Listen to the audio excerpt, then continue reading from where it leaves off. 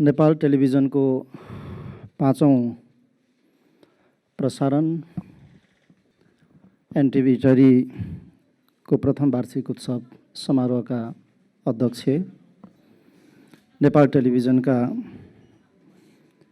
कार्यकारी अध्यक्षज्यू, प्रदेश नम्बर 1 र प्रदेश नम्बर 2 का आन्तरिक मामिला तथा कानुन मन्त्रीज्यूहरू, प्रदेश सभाका मान्य सदस्यज्यू, इटहरी उपमहानगरपालिकाका प्रमुखज्यू,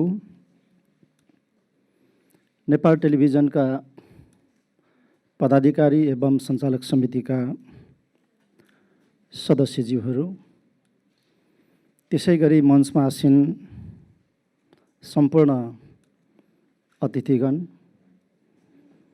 यस इटहरी च्यानलका प्रमुख लगायत यस प्रसारण च्यानलमा कार्यरत सम्पूर्ण नेपाल टेलिभिजन कर्मी एवं कर्मचारी साथीहरू, उपस्थित सञ्चारकर्मी मित्रहरू र सम्पूर्ण उपस्थित दाजुभाइ तथा दिदीबहिनीहरू, देशको जेठो टेलिभिजन अर्थात् पहिलो टेलिभिजन राष्ट्रिय प्रसारण संस्था नेपाल टेलिभिजनको पछिल्लो र पाँचौं च्यानल एनटिभी इटहरीले आफ्नो स्थापना र प्रसारणको पहिलो वर्ष पुरा गरेको छ। म सर्वप्रथम यस अवसरमा प्रदेश सरकारको तर्फबाट र आफ्नो व्यक्तिगत तर्फबाट हार्दिक बधाई तथा शुभकामना व्यक्त गर्दछु। संविधान सभाबाट जारी संविधान अनि हामीले आत्मसात गरेको संहिताको मर्म, त्यसको भावना र म सञ्चार मन्त्री भएको बेला जारी भएको आम सञ्चार नीति, जसको समेत मूल स्पिरिटलाई आत्मसात गरेर नेपाल टेलिभिजनले आफूलाई फराकिलो बनाउँदै लाने क्रममा, आफूलाई विस्तार गर्दै लाने क्रममा, अर्थात् आफ्नो कार्यक्षेत्रलाई बढाउँदै लाने क्रममा नेपाल टेलिभिजनले मूलतः प्रदेश नम्बर 1 र प्रदेश नम्बर 2 लाई कभरेज गर्ने गरी इटहरीमा आफ्नो प्रसारण सुरु गरेको छ। यति भव्य आफ्नो प्रशासनिक भवन निर्माण गरेर 1 वर्ष पुरा गरेको छ। यो हाम्रो निम्ति असाध्य नै खुसीको कुरा हो, गौरवको कुरा हो। 1 वर्षको यो अवधिमा आफ्नो प्रसारणको, आफ्नो च्यानलको आवश्यकता, औचित्यता, त्यसको प्रभावकारिता, त्यसको लोकप्रियता नेपाल टेलिभिजन इटहरी च्यानलले साबित गरेको छ। असाध्यै खुसीको कुरा, असाध्यै गौरवको कुरा। यस प्रसारण च्यानलले विश्वभरिका झन्नै 150 मुलुकहरूमा आफ्नो प्रसारण पहुँच पुर्याउन सफल भएको छ। यो असाध्यै ठुलो कुरा हो। म धेरै धेरै धन्यवाद भन्न चाहन्छु कि 1 वर्षभित्र यस प्रकार आफ्नो पहुँच विस्तार गर्न सक्नु र सबैको एउटा सद्भाव, सबैको एउटा समर्थन, सबैको एउटा विश्वास जित्न सक्नु, यो असाध्य नै ऐतिहासिक कुरा हो, ठुलो कुरा हो। यस हिसाबले यसभन्दा अगाडिका यस च्यानलका प्रमुख डाक्टर टङ्क उप्रेती लगायत यस च्यानलमा संलग्न सम्पूर्ण टिमलाई म विशेष धन्यवाद भन्न चाहन्छु र आगामी दिनहरूमा अझ आफ्नो पहुँचलाई फराकिलो बनाउने, विस्तार गर्ने र सबै मुलुकहरूमा पुर्याउने कुरामा वर्तमान यस च्यानलका प्रमुख पुष्प रिकाम्पा राईले त्यस हिसाबले यसको नेतृत्व गर्नुहुनेछ। म त्यो विश्वास पनि व्यक्त गर्न चाहन्छु। संहिताको मर्मलाई, भावनालाई स्थापित गर्दै सबै वर्ग, सबै जाति, सबै भाषा, सबै संस्कृतिको आवाज र अनुहारको प्रतिनिधित्व यस इटरीको प्रसारण च्यानलले गरिरहेको महसुस मैले गरेको छु। त्यति मात्रै होइन, एनटिभी इटरीले सामाजिक सद्भाव, सहिष्णुता र राष्ट्रिय एकताको भावनालाई बलियो बनाउँदै लाने कुरामा समेत सचेत भएर त्यस प्रकार आफ्नो चाहिँ प्रसारण, आफ्नो चाहिँ उत्पादन, यी सबै कुराहरूलाई ध्यानमा राखेर अगाडि बढिराखेको एउटा महसुस समेत मैले गरेको छु। यसरी यो च्यानल यस मार्फत देखाउने दृश्यहरू र सुनाउने समावेशी आवाजहरूले मलाई लाग्छ यस प्रदेशको मात्रै होइन, सिङ्गो देशकै एउटा समग्र विकास र समृद्धिमा सहयोग पुगिरहेको छ र पुग्नेछ भन्ने विश्वास मैले लिएको छु। निश्चय नै राष्ट्रको प्राथमिकताहरू, हाम्रा प्राथमिकताहरू अर्थात् सङ्घीय प्रणाली अन्तर्गत 3टा तहमा बनेका सरकारका प्राथमिकताहरू नै, ती प्राथमिकताहरू देशको विकास र समृद्धिमा केन्द्रित छन्। हामीले राष्ट्रिय आकाङ्क्षाको रूपमा समृद्ध नेपाल र सुखी नेपालीको आकाङ्क्षा हामीले तय गरेका छौँ। सबै प्रदेशहरूले, सबै स्थानीय सरकारहरूले त्यस राष्ट्रिय आकाङ्क्षालाई बल पुर्याउनको निम्ति, त्यसलाई सफल तुल्याउनको निम्ति आफ्नै आकाङ्क्षाहरू तय गरेका छन्। हामीले यस प्रदेशमा स्वच्छ, सुखी र समुन्नत प्रदेशको प्रादेशिक आकाङ्क्षा हामीले तय गरेका छौँ। त्यो आकाङ्क्षा राष्ट्रिय लक्ष्यसँग जोडेर, राष्ट्रिय आकाङ्क्षासँग जोडेर अथवा समृद्ध नेपाल र सुखी नेपालीको राष्ट्रिय आकाङ्क्षासँग जोडेर हामीले प्रादेशिक एउटा आकाङ्क्षा हामीले त्यस प्रकार तय गरेका छौँ।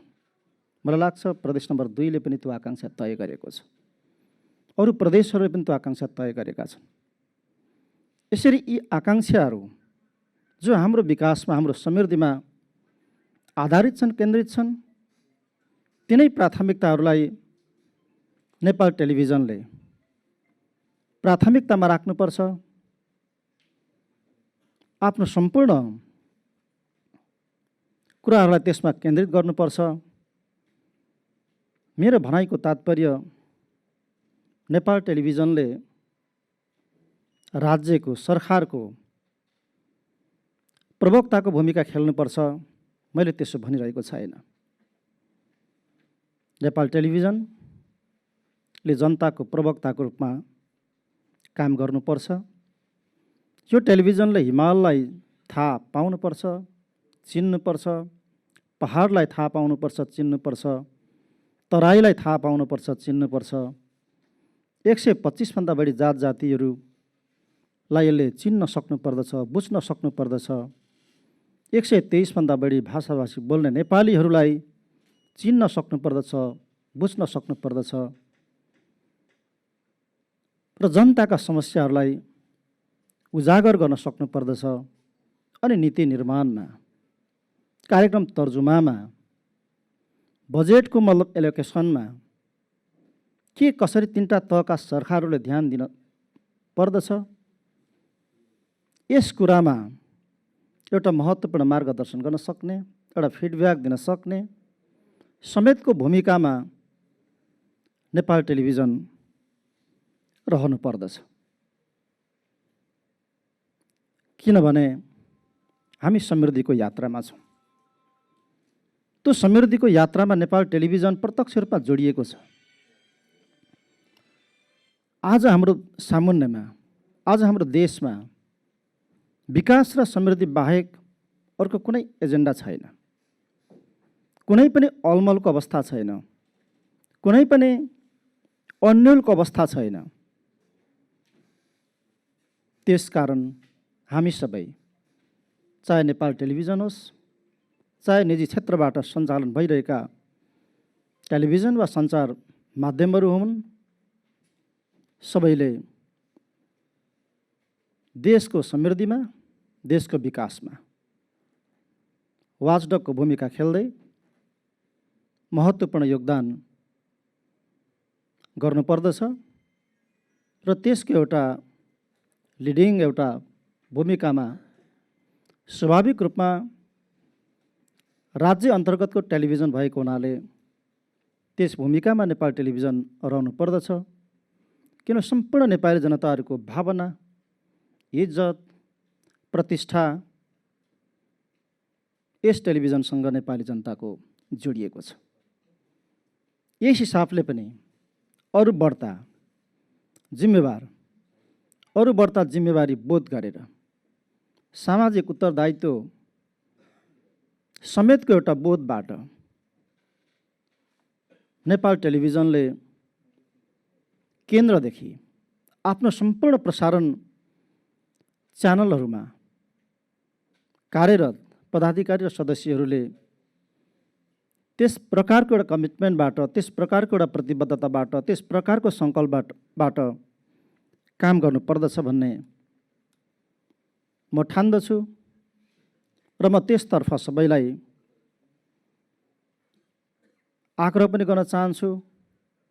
त्यो जिम्मेवारी बोधका साथमा काम गर्नको निम्ति म विशेष आह्वान पनि गर्न चाहन्छु।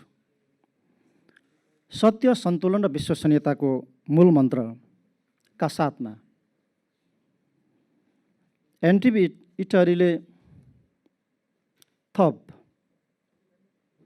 संवेदनशील भएर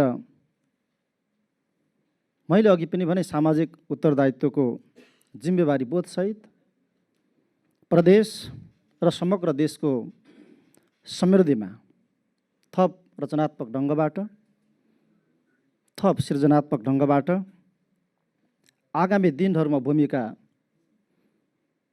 खेल्दै जानेछ,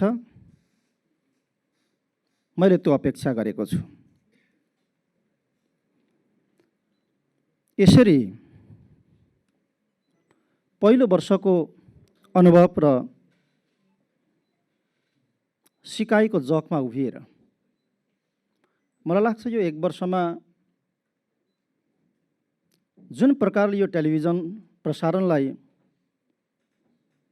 तपाईँले प्रभावकारी बनाउनु भएको छ, लोकप्रिय बनाउनु भएको छ, सम्पूर्णको मतलब साथ र सहयोग प्राप्त गर्न सक्ने एउटा सम्बन्ध, एउटा विश्वास, एउटा त्यस प्रकारको एउटा वातावरण तपाईँले बनाउनु भएको छ र सम्पूर्ण प्रदेशवासी, प्रदेश नम्बर 1 र प्रदेश नम्बर 2 का नागरिकहरूको एउटा विश्वास जित्न यस टेलिभिजन सफल भएको छ।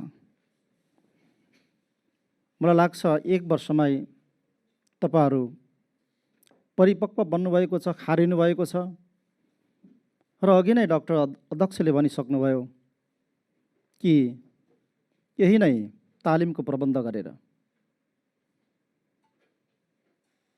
यहीबाटै सुरुमा स्वयंसेवकको रूपमा अथवा ट्रेनीको रूपमा काम गराएर क्रमशः थप जिम्मेवारीहरू दिएर काम अगाडि बढाएको यस टेलिभिजन र यसमा कार्यरत सम्पूर्ण टेलिभिजन कर्मीहरू केन्द्रमै जो नेपाल टेलिभिजनको केन्द्रमा 3टा च्यानलहरू अहिले सञ्चालनमा छन्, त्यसमा काम गर्नको निम्ति, त्यसमा जिम्मेवारी सम्हाल्नको निम्ति योग्य भइसक्नु भएको छ। उहाँले अघि नै बताइसक्नु भएको छ। मलाई लाग्छ यो अनुभव 1 वर्षको सिकाइबाट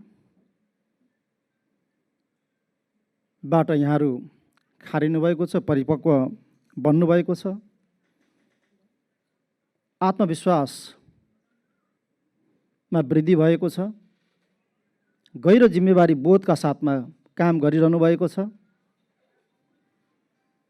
र मलाई लाग्छ कि इतिहासमै पहिलो पटक हामी सबैको काँधमा ऐतिहासिक जिम्मेवारी आएको छ।